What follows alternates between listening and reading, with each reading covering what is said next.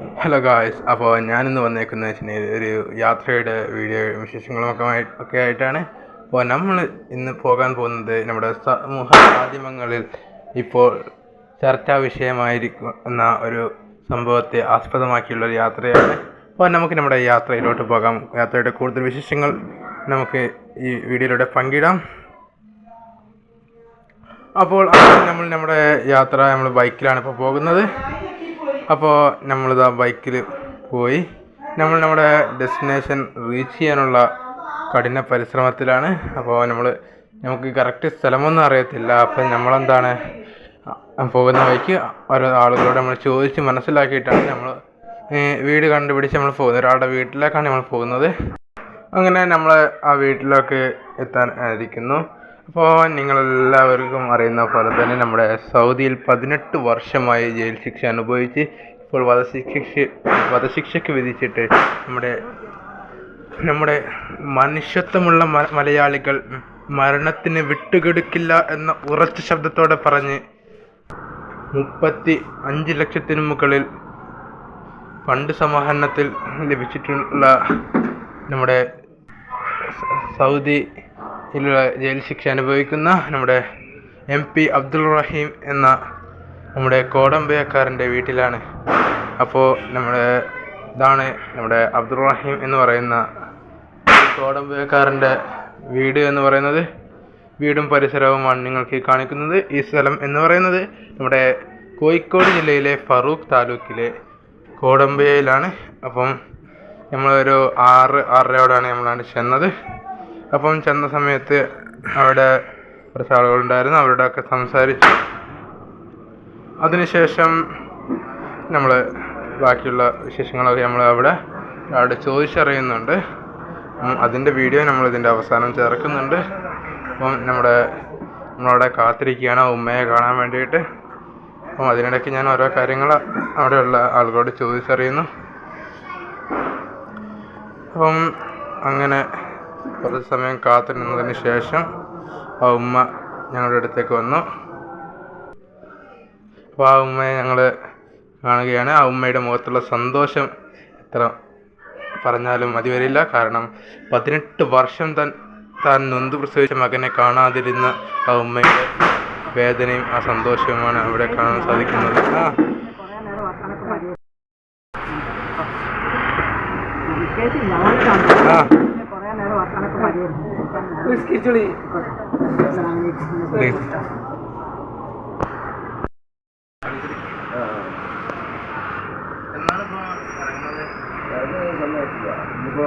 പൈസ ഇവിടെ നമ്മളെ ബാങ്കിലാണല്ലോ, ട്രാൻസ്ഫർ ചെയ്യണം. എംബസി അയച്ചിട്ട് അവിടെ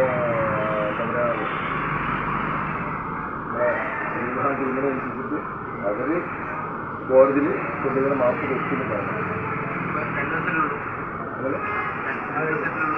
2 ദിവസം കൊണ്ടാണ്. ഇല്ല, അത് ബസ്സില്ല, അതൊക്കെ നോക്കിയാൽ അത് ആ വിഷയങ്ങൾ തീർന്നു. 16-ാം തീയതി നമുക്ക് പൈസ ആയല്ലോ. പൈസ ആയിട്ട് കൂടി എംബസിയിൽ നിന്ന് ദൂരം കൊടുത്തു. ഇനി ഔദ്യോഗികമായിട്ട് നാളെ പൈസ കൈമാറുന്ന കഴിഞ്ഞ ശേഷം ഫോർമാലിറ്റീസ് ആയിട്ട് ദിവസമെന്നുള്ളത് നമുക്കറിയില്ല. സൗദിൻ്റെ വേറെ ഭരണകൂടമല്ല, രണ്ട് രാജ്യം.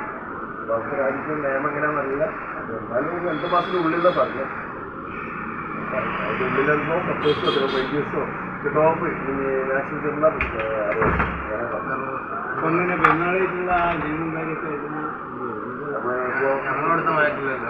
അപ്പൊ ഒന്നും പറയാൻ പറ്റില്ല. ചിലപ്പോൾ വീണ്ടും കുറഞ്ഞു, എന്നാലും 60 നേരം കൂടാതെ പറഞ്ഞു.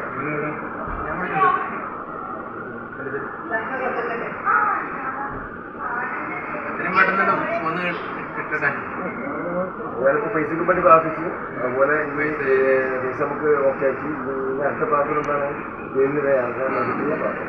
അറിഞ്ഞോ?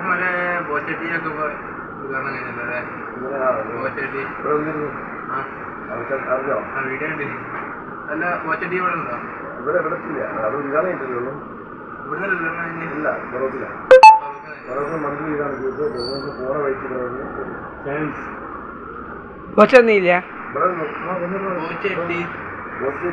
ഇനാഗ്രേഷൻ ആയിരുന്നു. അടുത്ത് തന്നെ പുറകിലോ രാജകടയോ അല്ല അടുത്തെവിടെയെങ്കിലും ഒരു കോട്ടത്തിന്റെ ഒരു ഷോപ്പ് വരും. മിക്കവാറും റെയിം അഴിക്കും അതിന്റെ ഓണർ. അറിയോ അറിയോ അല്ല അങ്ങനെയല്ല റെയിമാണെന്നുള്ള അറിയോ?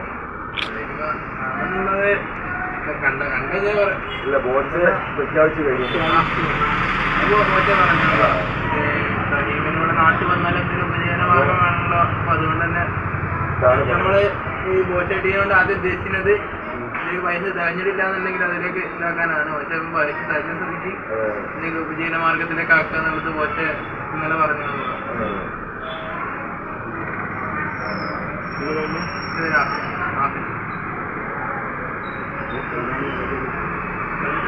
പണി